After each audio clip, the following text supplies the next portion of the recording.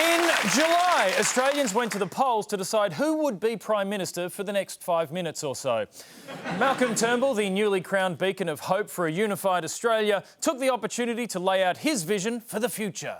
The ABCC will be a trigger for a double dissolution election. And what that means is that when we go to the election, the Australian people will decide whether there should be an Australian Building and Construction Commission.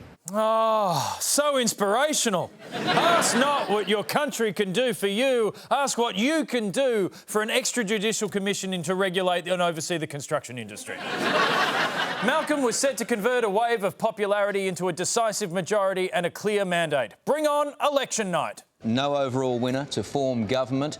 Strong gains for Labor, Nick Xenophon and Pauline Hanson, but a far different result for the coalition from the landslide of 2013. This result is a lot of mistakes by a lot of people. The man should resign. So a swing of 7%. Were you hoping for more than that? That'll do. That'll do. If we do that nationally, that'll cockle-doodle-do. No, Albo, that'll doodle-do. In the end, Malcolm Turnbull just scraped in, and not everyone thought he kept his dignity intact. It's the first time I've seen a bloke who's probably won the election give a speech saying we was robbed. The Labor Party ran some of the most systematic, well-funded lies ever peddled in Australian politics. Quite frankly, it was pretty pathetic. Ooh, nothing takes the shine off winning your first election like being called pathetic by Laurie Oakes. It's like losing your virginity and then being called pathetic by Laurie Oakes. Yes. Laurie Oakes, the ultimate insider. For his thoughts, let's fire up the satellite and cross to Indigenous Australia and welcome back Adam Briggs. Hang on. Sorry, Briggsy, which part of Australia are you in? Charlie, I'm in LA, or as I call it, very far North Queensland. Right, did you have any trouble getting into the States? Let's just say their welcome to country is extremely thorough. Well, Briggsy, what did you make of the Aussie election? That depends, Charlie. Did the new parliament pass the ABCC bill? Yeah, they did, with the support of Pauline Hanson, Darren Hinch and David Lionhelm. The dream team. Well, then it's all worth it. Housing affordability, climate change, decent healthcare, none of that matters.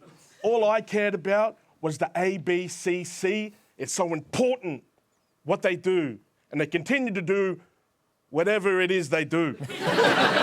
So, Briggsy, what did you make of Turnbull's campaign?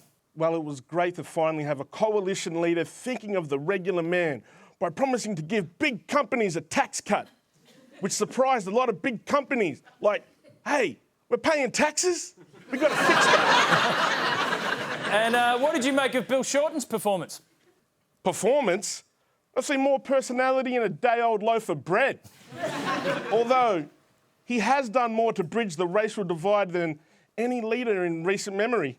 Wait. He hasn't been Prime Minister, he hasn't passed any legislation.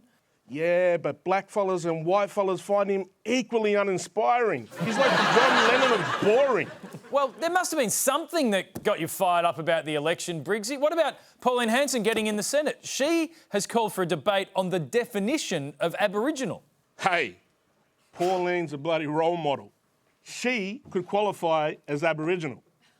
What, really? Well, she's been wrongfully imprisoned, and that's pretty Aboriginal. Well, we'll leave it there, Briggsy. We will see you in 2017. Probably. Down you, Briggsy.